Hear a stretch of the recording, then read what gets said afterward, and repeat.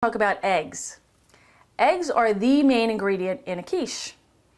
There are a couple of things that you should know about eggs, and you'll see as I in a minute go to crack my eggs.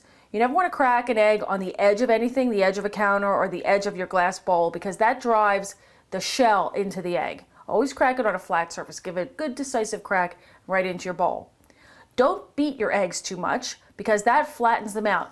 You want to beat them just enough to incorporate the yolk and the white, and make sure as you beat to get some air into the mixture, and that will make the eggs fluffy.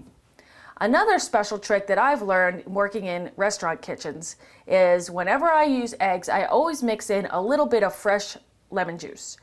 You don't notice the lemon juice per se, you don't notice the taste, but it perks up the color and perks up the flavor a little bit and keeps the eggs from oxidizing. You certainly don't want that. Okay, to make each quiche, we're going to beat 3 eggs. One. There's 2.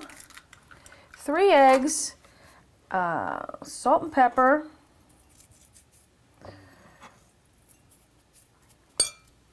lemon juice. I'm going to take this one. It looks like it has fewer seeds.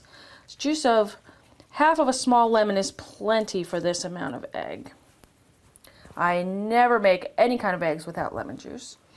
And about 3/4 of a cup of half and half. I'm going to take my whisk. I usually hold the bowl at an angle that allows air to incorporate into the mixture. And I start to mix, lifting the whisk out of the mixture.